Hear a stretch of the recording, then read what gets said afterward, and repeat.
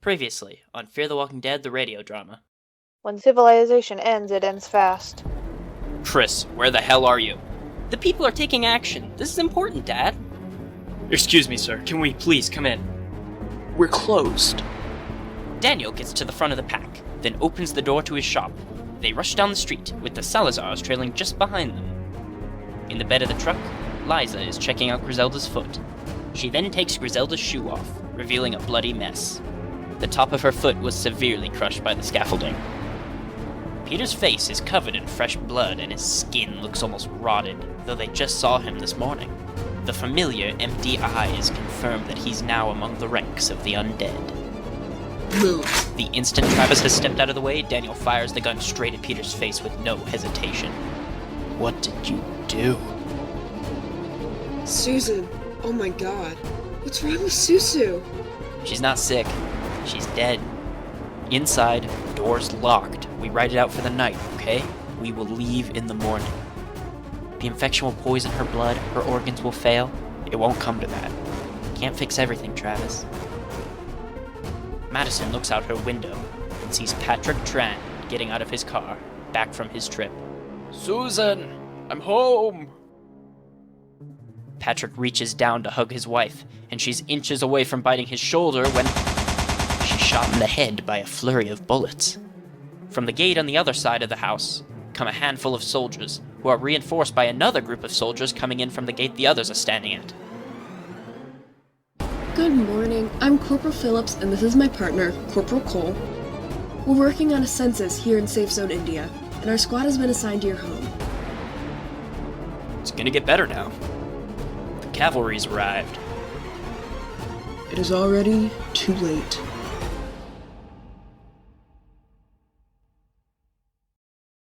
At first, we just see a pool, from below the water looking up. The water is dirtied with algae and leaves. After a few seconds, we see part of an inflatable raft and a hand in the water. Then we're below the raft and we see someone relaxing on it. As we pan up and out of the water, slowly seeing the scene from higher up, we see that it's Nick, wearing sunglasses and making the best of the dirty pool. And then we're on the street, and we see someone running in slow motion, just their legs at first. We pan up to see that it's Travis, not running away from something, but just jogging, wearing headphones connected to an iPod. As he runs along, he waves at someone else from their neighborhood who's out enjoying the nice day. Upstairs in their house, Daniel is solemnly staring out the window, watching him run. Nearby, Ophelia is cleaning her mother's mangled foot with a towel, and she winces in pain. Then we see Travis running again, but from a new perspective, and we see that Chris is sitting on a roof and recording with his video camera that he used at the riot. As his father runs out of sight, Chris turns the camera, points it at the fence that has been erected all around the neighborhood, beyond which a house with moderate fire damage sits. Another one burned last night. Better than TV. They took the last of the people outside the fence 4 days ago. People just like us, run like cattle, piled into trucks, one suitcase apiece. Chris zooms in on a house in the neighborhood, showing a symbol spray-painted on the side, indicating how many people are still alive, and how many were biohazards. They're headed east, at least that's the rumor. Bakersfield, Vegas, who knows? We see Travis again, jogging alongside the fence past a display made of flowers that reads, "We love Dad." 2 guardsmen walk alongside the fence on the opposite side. It's safe inside the fence. Outside, everything's dead. Everything's gone. Now we see a view of distant suburbs from Chris's vantage point. Several houses sit burning on the hillside, while one sits in pristine condition. This is, day 9. 9 days since the lights went out and that fence went up. We see the fence gate sliding open mechanically. A sign on the front reads, "City curfew is strictly enforced." Once it's open, several Humvees roll into the neighborhood. And our little green friends moved in. Travis says we're the lucky ones. He'd throw those dudes a parade if they'd let him. And look, we are grateful to our saviors, to the ones who protect us, to those who know. Chris then turns his camera to the street, where a large truck drives ahead of a family walking down the street carrying suitcases, and a guardsman marches beside them. When it's feeding time at the zoo. Turns out there's nothing you'll ever take that nature won't take back. It all belongs to her again. And the dogs, and the dead, and the... As Chris pans over the landscape, he stops short when he sees that lonely house on the hill again. There's a light flashing in the window. He zooms in until he's certain someone is signaling him. He looks up from his camera triumphantly. Hello? This is Fear the Walking Dead, the radio drama. Today's episode is sourced from Season 1, Episode 4, Not Fade Away, which was directed by Carrie Skoglund and written by Megan Oppenheimer.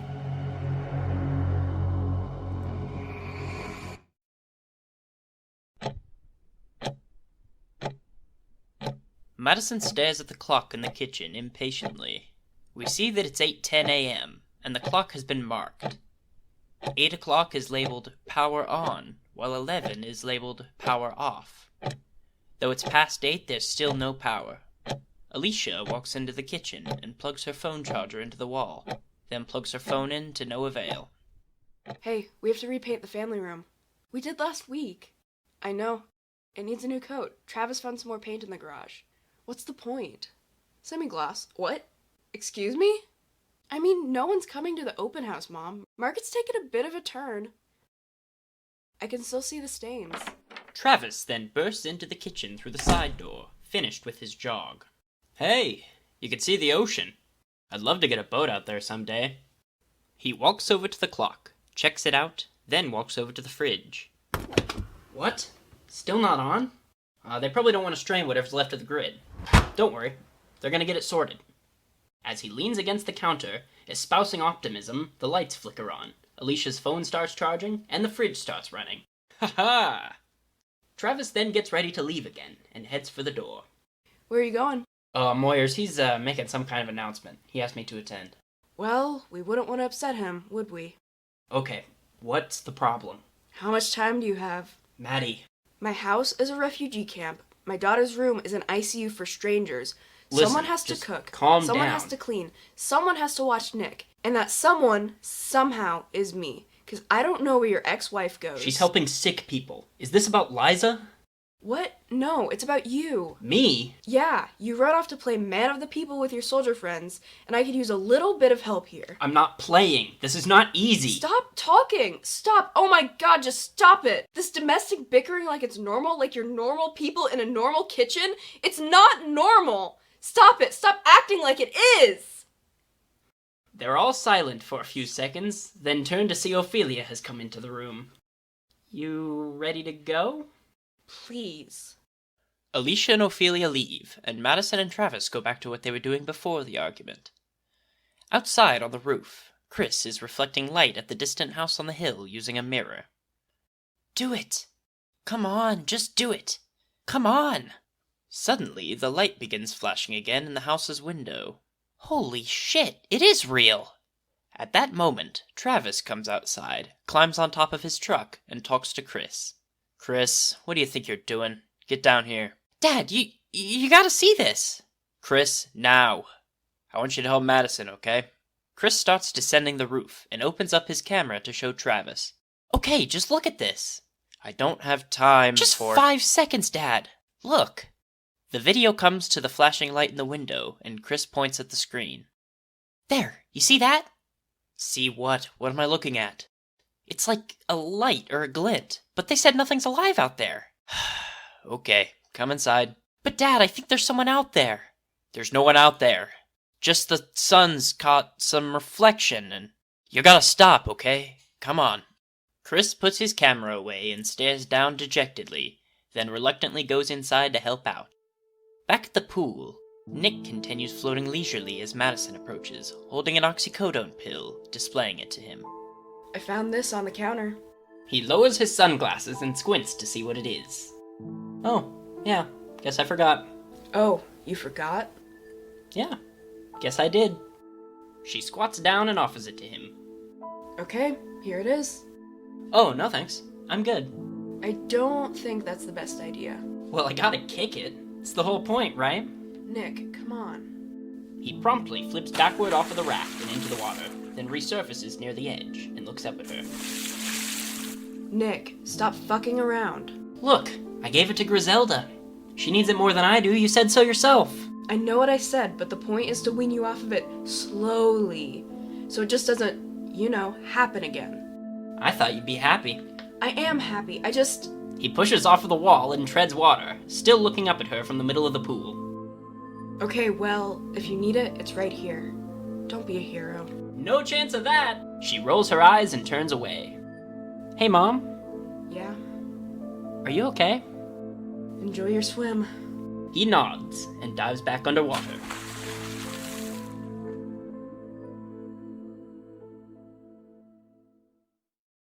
Out in the street, Lieutenant Moyers, a tall and loud man in his late 40s, hops up into the back of a Humvee and addresses the huge gathering of people from the neighborhood.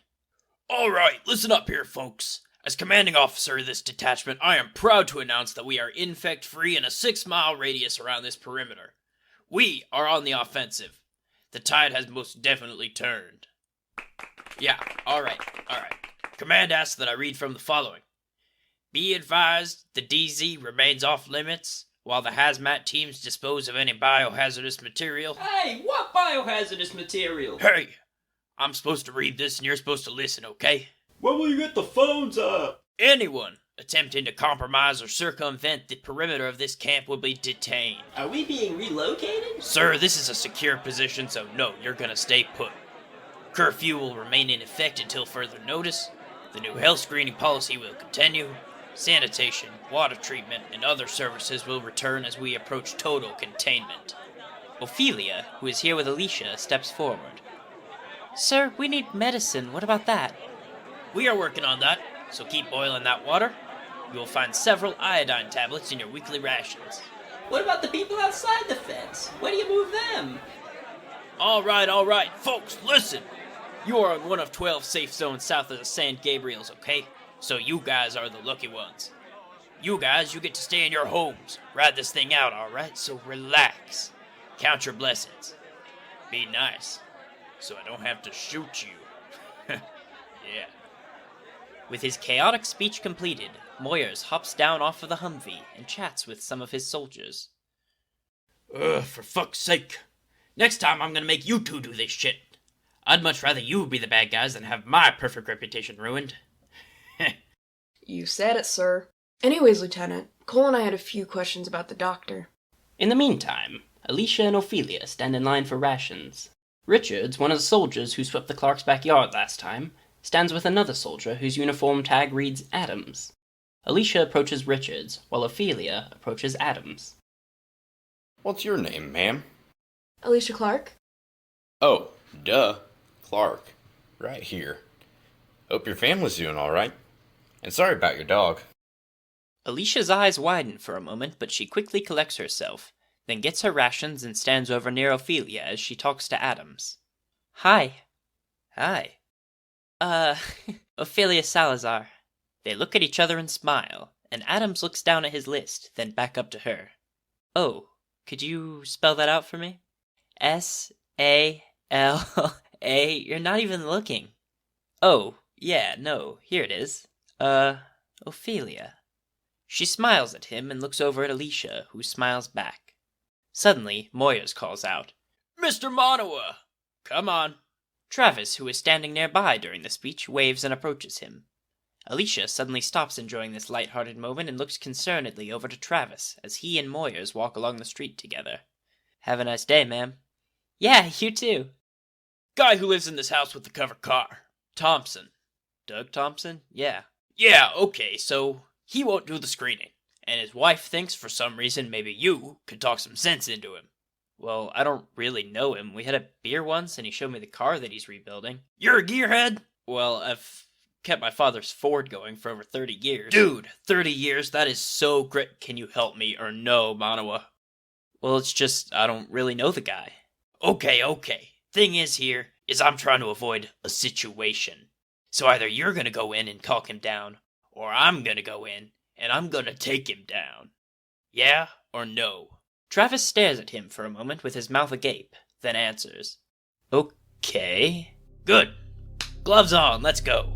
They walk together up the driveway, past the covered car, and into the Thompsons' house. Inside, there are about a half-dozen soldiers standing by. The Thompsons' 2 daughters sit at the table in hazmat suits, coloring with crayons. Doug's wife Maria is standing near a closed door, waiting for Travis. Maria, how long's he been in there? He was acting strangely yesterday, and then at dinner he, Maria, how long? Since then, since dinner last night. The soldiers wanted to talk to him, but I thought it would be better if it was from someone he knew. And he likes you so much, so... Travis nods, and Maria steps aside. He knocks on the door. Doug? He slowly opens the door and walks in. The room is empty. Doug? He walks over and sees a closed bathroom door and pushes it open. Inside, Doug is sitting on the side of the bathtub, staring down at the floor and clearly having been crying. What's going on? Hey, Trav. You're worrying your family, man. I know that, but I don't think I can do it. Do what? Meanwhile, Alicia drags a red wagon full of boxes of food back to the house. She takes it through the backyard and sees Madison and Chris painting together, covering Peter's bloodstains on the wall. She rolls her eyes and continues into the garage. Back at the Thompsons, Travis has brought Doug out into his room, where now he sits on the bed, rocking back and forth. Take it easy, man. They keep asking me what's happening. They keep asking me if everything's gonna be okay. And I don't have the words. It is gonna be okay. That's what you say. That's all you have to say. Will they know I'm lying? Doug, your family needs you, now. They need you to go outside that door and tell that guard you're gonna be okay. Show them that you're okay, that's all. Yeah. We see Alicia again, but this time she's back in the Tran's backyard, having already made her way through the maze of the covered garden. The back door that they had previously entered through to get the gun is covered in plastic and caution tape, but Alicia tears it down and walks inside. She silently wanders the eerily empty house, eventually coming upon that table where the empty pill bottle sits. Alicia eventually finds herself in Susan and Patrick's bedroom. As she approaches the bed, she sees a framed picture on the wall and takes it down to look at it. It's a drawing she made for Susan as a child, picturing the 2 of them, and below the stick figures reads, "For Aunt Susu." Then she sees it, the note laying on the bedside table. She sits down on the bed, placing the drawing beside her, and begins to read the note.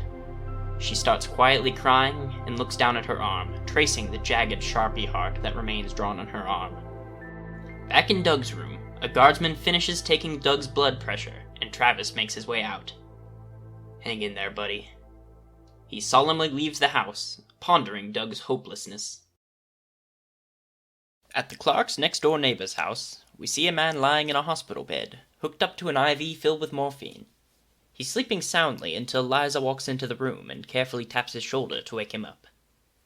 Hey, Hector, I gotta go. You have plenty of juice for the night, okay? The man wakes up and just quietly nods, and Liza walks out of the room and into the kitchen. There, Hector's wife Cynthia is waiting for her. Liza walks past her toward the door as she updates Cynthia. He's stable. Morphine's helping. You can't stay? I made some soup. Squash from my garden. I have other people to check on. Please, take some with you. You must have seen a lot of people like Hector. At the hospital? As she says this, Cynthia turns around to get a dish for the soup, and Liza crosses her arms and looks around nervously. Yeah, at the hospital. Opting not to elaborate on her level of experience, Liza's silent until Cynthia hands her the bowl. Take it. I don't know what I would have done. Hector is all I have. Liza nods uncomfortably. Thank you. As Liza opens the door to leave, we suddenly see Nick in the pool next door. From his raft, he hears Cynthia give her salutation. Thank you, Liza. See you tomorrow. In a flash, Nick is climbing out of the pool and peering through the fence, where he sees Liza standing outside the house, shaking her head, and then walking off to help someone elsewhere. He waits a few more seconds and sees Cynthia come outside too, and get ready to tend to her garden. Nick grins and walks out of view.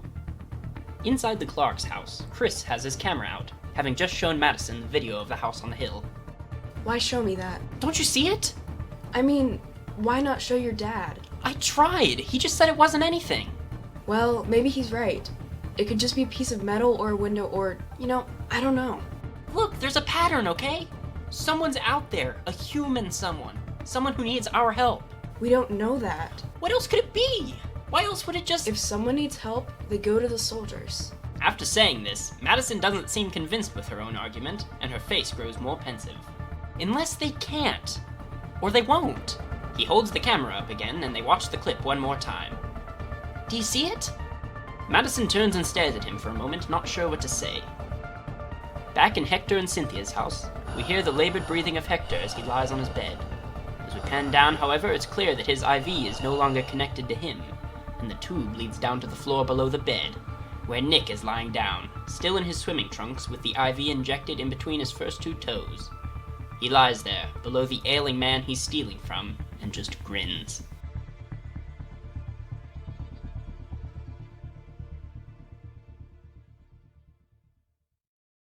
Near the perimeter fence, overlooking a suburb on another hill nearby, a Humvee is parked.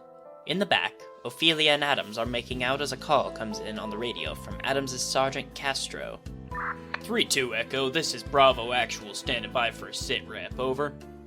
They ignore the call and continue, and the message comes through again.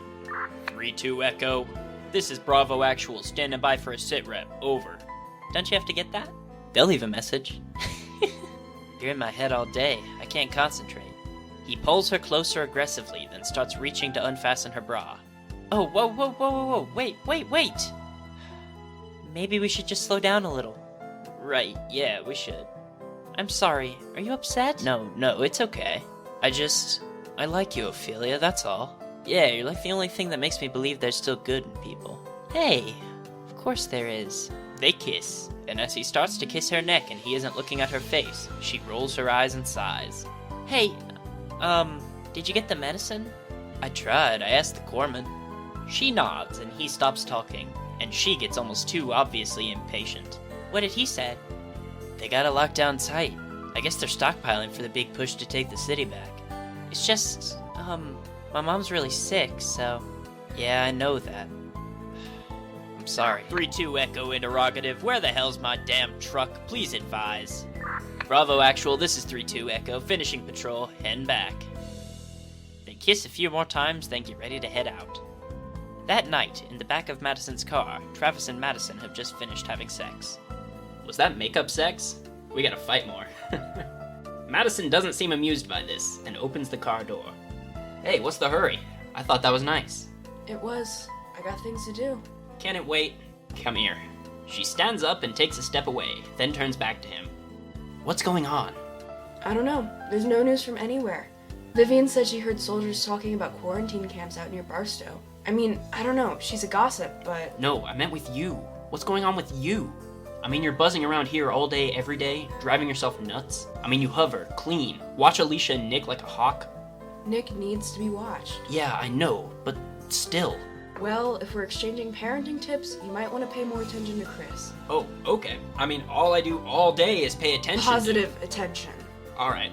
How come I feel like I'm being called into your office? He showed me the video he took from the roof. Jesus, that kid has got a class act imagination, you know that. I saw it too. I did.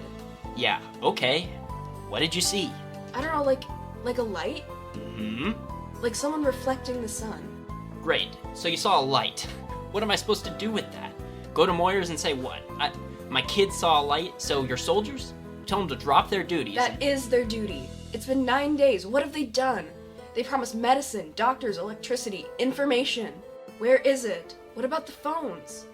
Don't you wonder why they can't get a landline? Cell towers? No, I don't nothing? wonder. Maybe they got something bigger to worry about. Well, maybe they don't want the phones to work. Oh, Maddie, are you listening to yourself? You're talking paranoid. I don't want to encourage this with Chris, and you shouldn't either. So you did see it. You're just... Suddenly, they're interrupted by some banging on the garage door. Travis! It's Maria. He rushes over to the garage door and slides it open. Outside, Maria, a heavy smoker, and her 2 daughters, still in hazmat gear, are waiting for them. Maria, what are you doing? It's past curfew. They can shoot me. What's wrong? Doug's gone. I was in the back of the house with the girls and I didn't know where he went. Alright, calm down. Just breathe. He's missing. What did you say to him? I didn't say anything. He took his car. He took his stupid precious car and I don't know where he went. Okay, hey, let's take the girls inside. No, they stay with me. Look, I'm sure he's fine. He's just clearing his head somewhere, that's all. We're not allowed allowed to drive inside the fence, Travis. It's not allowed. I know, I understand. So what if he... Oh, my God. No, look, just don't go there, please, alright? I'm gonna find him. Girls, I'll find your dad, alright? We'll find him, yeah? Come on, I'll walk you guys home. As the sun rises early that morning, Madison sits atop the roof of their house with a flashlight. She stares out at that house on the hill and starts making a regular pattern of flashes. There's no visible response from the house, and Madison just nods and lowers her flashlight. Perhaps Chris was imagining it. Far from the neighborhood, the perimeter fence covers a large grassy area. Here we see Travis, who seems to have been walking the perimeter for hours. He stops suddenly as he follows the fence and starts jogging. We pan over and see what he's running toward just as he arrives. Doug's car, a blue 1972 Chevrolet Chevelle SS with 2 white stripes down the hood. It sits empty next to the fence, all the doors open, and nobody's around. Shit. Travis walks over to the fence and leans forward, grabbing the fence with one hand and staring out over the hill they're on, looking longingly at the huge skyscrapers of LA. On the roof, Madison is trying once again to signal whoever's in the house. She flashes the same pattern once again. This time, light flashes from the window in the house, barely perceivable from here, but unmistakable. In the morning, just outside the main fence, we see a golf ball on a tee, which has been placed on a welcome mat on the road. Suddenly, a club swings down and hits the ball, and it goes flying off, far to the left. A soldier standing outside of a Humvee nearby ducks and covers his head as the ball flies past. We zoom out and see Moyer's post-swing. Ah, Christ, I hooked it.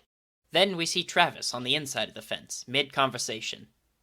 His wife's worried that he went over. I'm just asking you to send out 1 patrol. He hasn't been missing long. Moyers considers this, then tees up another ball on the welcome mat. He's not missing. We pulled Doug Thompson last night. Found him up by the fence bawling his eyes out in his damn muscle car. That guy, man, he is a damn head case. Can't have that around camp. God damn it! The ball flies off to the left again, and Travis looks at him incredulously. Don't look at me like that. It's not my order, though I agree with it. You should too.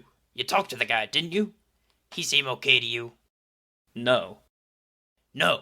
So what are we talking about? Thompson gets the help he so desperately needs back at HQ, and I don't have to worry about some guy going psycho inside the fence. That's a win-win. You could have notified his wife, sir. I'm not a social worker. That's your job, Mr. Mayor. Now you go ahead and notify away. Travis steps back, about to leave, then looks around uncomfortably. What the hell is it, Manoa? My son, sir. He saw light in the DZ, up on the hillside. Moya stares at him intensely for a few seconds before he responds. There's nothing alive out there. He didn't see anything. We went house by house, block by block. Moyers is clearly uncomfortable and tees up another ball. No, forget it. Already did. Oh, that's the money. Travis disappointedly sulks off and heads to the Thompsons' house. Meanwhile, at Hector and Cynthia's, Liza walks inside, but Cynthia isn't around. She walks toward Hector's room. Cynthia? When she gets there, the bed is empty and has been remade. Oh no. She rushes out of the room and toward the back door to the garden, where she left from yesterday. As she gets into the kitchen, Cynthia walks inside, accompanied by a tall and slender woman who confidently follows her. Liza, there you are! Where's Hector? Liza looks to Cynthia, but the other woman walks up to her and answers. Getting the care he needs. And who are you? I'm Dr. Bethany Exner. She's from the government. Cynthia's told me all about you. Oh, what did she tell you? That you're the reason why her husband's alive. That you're a very good nurse. Nurse practitioner. That's basically a doctor. Where did you take Hector? Sit down. I want to see him. Cynthia was kind enough to show me this chart. I'll admit, I'm not familiar with all of these. Look, I should explain this to you. Cynthia, do you mind if Liza and I speak privately? Oh, no, that's great, of course. I should get packed anyways. Liza, you're an angel. She hugs Liza, who seems concerned by what she said. She walks into the living room to join Exner. Where's she going? She wanted to be with her husband. Where is that? You used the morphine drip. Unorthodox. Liza crosses her arms and makes infrequent eye contact. I didn't have any nitrates, so I had to salvage from another neighbor. I needed to find a way to get the pressure off of his heart. What about your other patients? I've already met 4 people that swear you're the reason they're alive. I'm just making them comfortable. Hector's the only crit case. Well, you did very well, considering you're not actually a nurse, are you? Liza just closes her eyes and takes a deep breath, and even looks a little relieved that the secret is out. She slowly sits down beside Exner. He was gonna die. I didn't know what else to do. I needed to get her to trust me so that she would let me... so that I could help. It's alright. Desperate times. Perhaps you'd be willing to pretend a little longer? Excuse me? Meanwhile, in that same field far from the neighborhood, we see Castro, Richards, Phillips, and Cole hiking uphill, checking the perimeter. When they pass, Madison stealthily moves out from the bushes nearby and toward the fence. She's carrying wire cutters, and when she gets to the fence, she cuts a hole for herself, and once more looking around to make sure there are no soldiers, she leaves the safe zone. She slowly makes her way down a street in LA, looking around in horror at the state of the city. These streets near their neighborhood are completely empty, with only burnt-out cars sitting in the road. Walls of buildings that line the street are riddled with bullet holes and scorch marks. Eventually, Madison finds a large bulletin board completely covered with photos next to notes that indicate that these people are all missing. Coming into an alleyway, she sees empty suitcases, their contents spilled out on the road. She runs out of the alley to the next street, but a far worse experience awaits her. As soon as she steps onto the street, a rancid smell hits her, and she gags. She looks up and realizes what the smell is from. Dozens of corpses littered along the street. All are riddled with bullets. Though she hopes that these are all the corpses of the infected, she comes upon a man's body lying in the street with a single bullet hole in his head. The man was clearly not infected. His skin is completely normal, and he limply holds a handgun. As Madison takes this in, completely gobsmacked, a Humvee comes up over the cusp of the hill she's standing on. She sprints over to a car on the side of the road and climbs under it, only to realize there's a dead woman lying beside her. Oh, fuck! She quickly covers her nose and mouth and looks out from behind the car as the 4 soldiers march down the street, weapons drawn.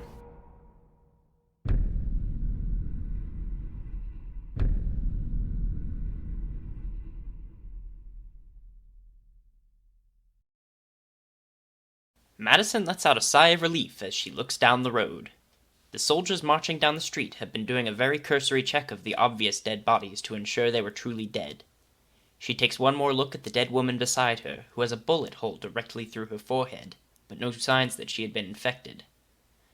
Madison, with a new understanding of the world outside of the safe zone, slowly gets up and heads back home.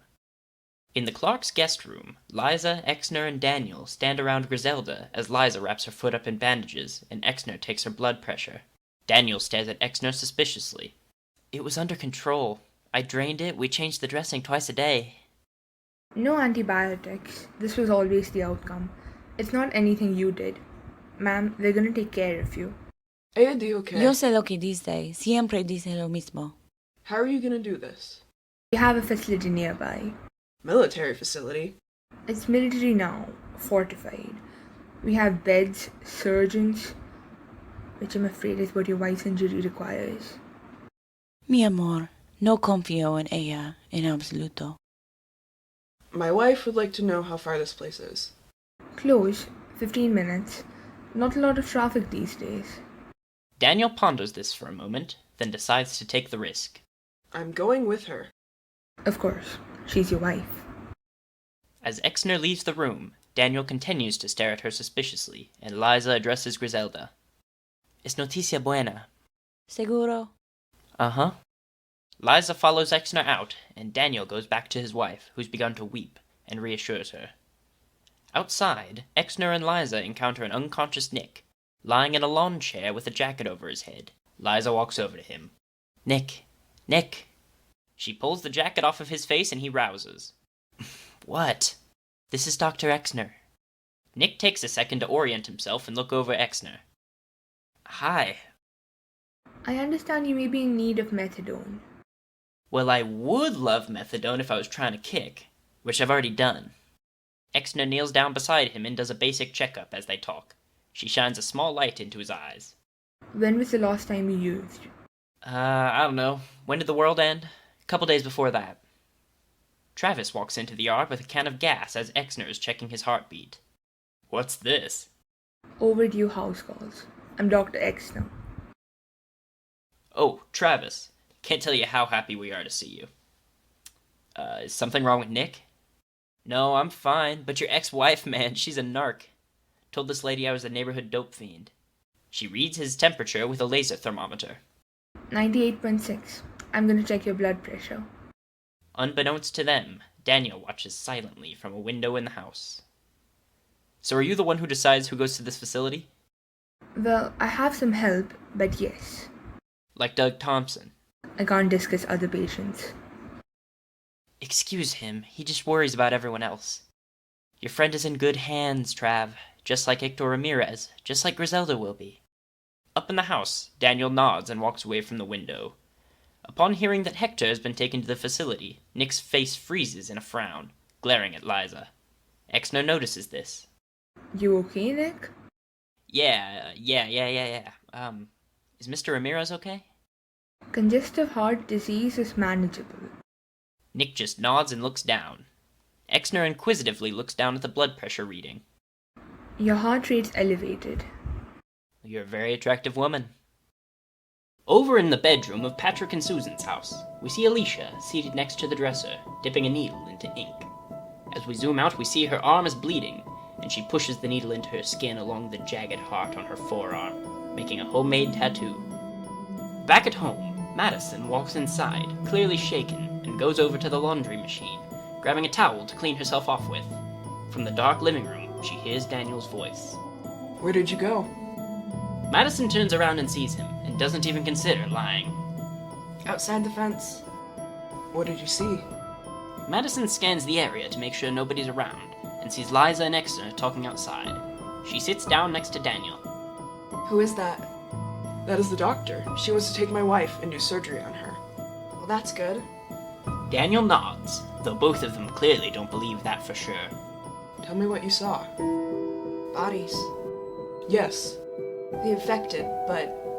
Go on. There was a man, shot like the others, like the rest, but he wasn't sick. And there were others like that. When I was young, these men were from the government. They came to our town and they took some people away. And my father was someone of certain importance in the community. So he went to speak to the captain and asked, when will they return? And the captain told my father, Miguel, don't worry. They always come home. And they did. Madison nods hopefully. I was standing in the river, fishing, just a boy, and I found them. All of them, all at once, all around me, in the water. Madison nods again, but all remnants of hope have vanished. My father, he told me not to have hatred in my heart. He said that men do these things not because of evil. They do evil because of fear. And at that moment, I realized my father is a fool for believing there was a difference. If it happens, it will happen quickly. You must be prepared. Yeah, if what happens? I must go with my wife. If I don't return, you will look after Ophelia for me. She's a grown woman. She doesn't need us. You will look after Ophelia for me. Please. She reluctantly nods. Thank you. He stands up, but lingers for a moment before walking away. Keep your son close. As Daniel leaves, Madison decides to take this last piece of advice, and wanders out into the neighborhood. A Humvee passes by her on the street, as she approaches Cynthia and Hector's house. Inside, we see Nick rummaging through drawers and cabinets in the room Hector had previously been laying in, and in the attached bathroom, seemingly finding nothing. As he opens a dresser drawer, he's suddenly aware of someone else in the room with him. He turns and sees Madison standing there, glowering at him in the doorway. He looks at her and nods, realizing he can't talk his way out of this. What do you want me to say? You don't know. What? She suddenly slaps him across the face, and he reels back, completely shocked. You have no idea! You have no idea! She slaps him several more times and shoves him against the wall, leaving him lying on the floor, completely emotionless from pure shock. Madison storms out of the room, and Nick remains stationary for a long time afterward. Late that night, in the darkness of the Clark's powerless house, Alicia walks down the hall to go to the bathroom. She opens the door to find Nick standing in front of the mirror, tending to the bruises left on his face. Go away! Go away! What the hell happened to your face? Knock, for Christ's sake! Stop, Go away! Nick! Just let me have a look at it!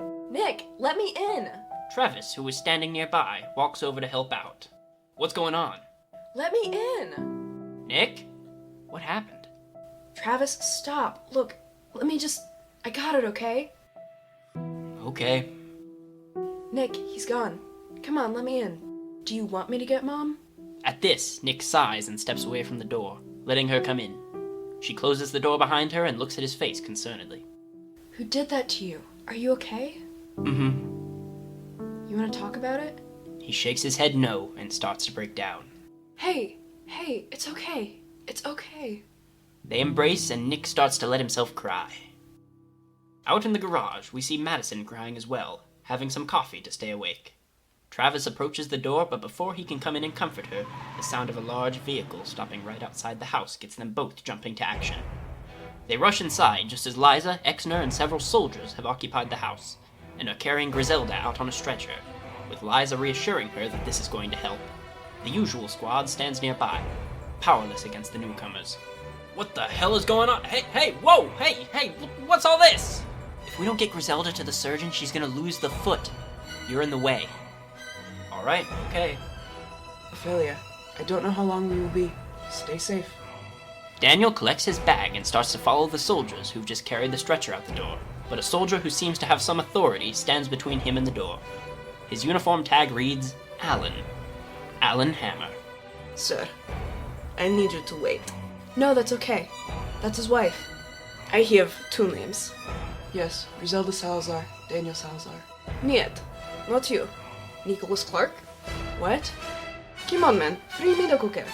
Curtis in U.S. military.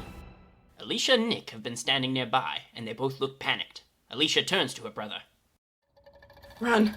He takes off down the hallway, and a number of soldiers chase him down. Hey! Stop. Hey! This is a mistake. Hey, no. hold on. That's Everybody a calm mistake. down. Nick, What the hell is this happening? Hold on. One soldier catches up to Nick in the living room and hits him in the face with the butt of his gun. Nick. Take it easy, take it easy. Madison rushes in and grabs the soldier, who pushes her away and points his gun at her. Jesus fucking Christ, Knox. They're civilians. No, he's not sick. Calm down, ma'am. You're just gonna get him riled up even more. Daniel tries to jump to the rescue of Nick and Griselda, but another soldier shoves him hard into the ground. Chris tries to help as well, and as Travis comes over to this scene, a soldier has his gun pointed at Chris. Travis gets between the soldiers and Chris and Daniel. Richards begins to intervene, but Castro holds him back. Johnson, no! Fuck me, I did not sign up for this. Hey, what the fuck are you doing? Take it easy, man, he's a kid. It's an old man and a kid, what the hell were you thinking? This is our home! Two soldiers walk Nick outside towards the large truck that Griselda had been loaded into, and Exner waits impatiently. Hey, I didn't do anything, man! I didn't do anything! Liza turns to see Nick being escorted into the truck and rushes over to Exner, who's already walking away from the scene. Let Nick stay. He's not a risk. I'll look after him. Please. You said you wanted to help? Yes, I do. Yeah, but... Then get in the truck. We could use you at the hospital. Inside, Alicia and Madison are desperately trying to leave the house, but soldiers are now guarding the doors. Travis tries to reason with the soldiers, while Chris and Madison find windows to look out of. He knows me. Please, just let me talk to Moyers. It doesn't matter. He's inconsequential. Would you just let me talk to Moyers? Madison watches powerlessly as Nick is shoved into the backseat of a Humvee, which drives away. No, Nick! Liza watches this too, then looks back up to Exner. I have a son. He needs me. We'll come back for your son. He's safe here for now. But Griselda, the others, they need you. I need you. Liza looks down, considering her options. Are you coming? Liza! Liza desperately scans the house until she sees Chris watching through the window. She mouths, I'll be back.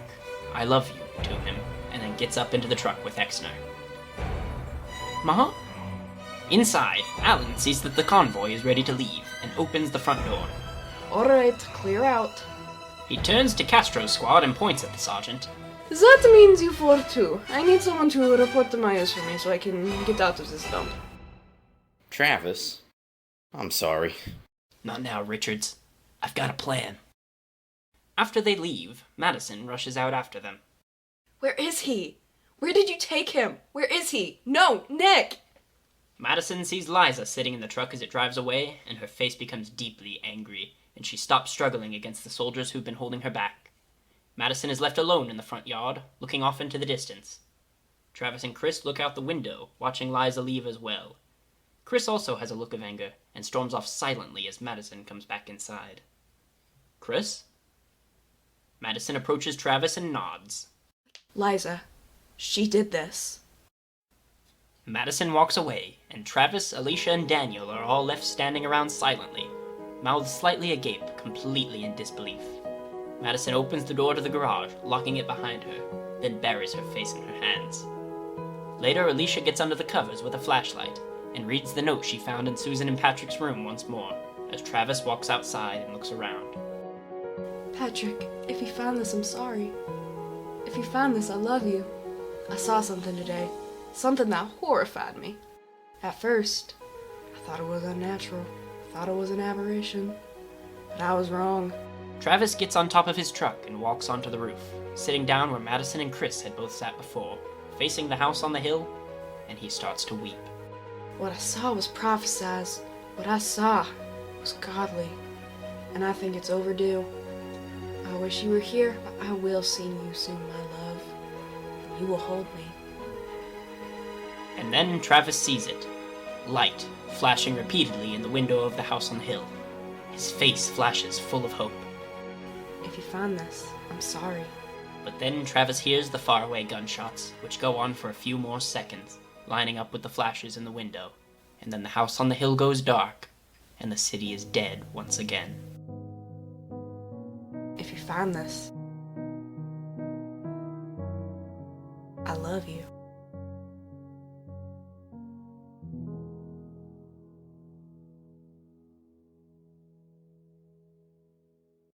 This has been Fear the Walking Dead, the radio drama.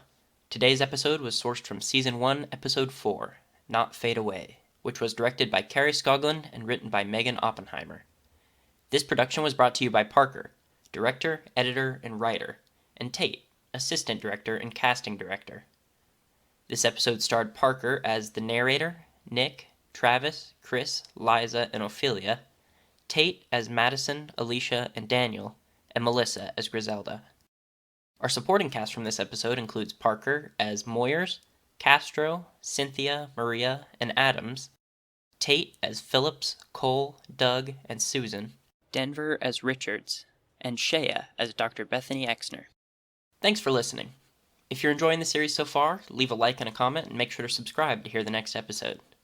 If you have the means and really enjoy this content, check the description below for a link to donate a few bucks to buy me a coffee, and to help me invest in the show by getting new software and hardware. Things have really taken a turn for these characters now that the National Guard is involved, so I'm really excited to show you guys this dramatic escalation and conclusion of this story arc over just 2 more episodes. It's gonna get dark. And more importantly, one of the best characters in the show will be introduced next episode, so look forward to meeting him right away as we investigate where Nick and Griselda have been taken. Thanks again, and tune in next time for Episode 5, Cobalt.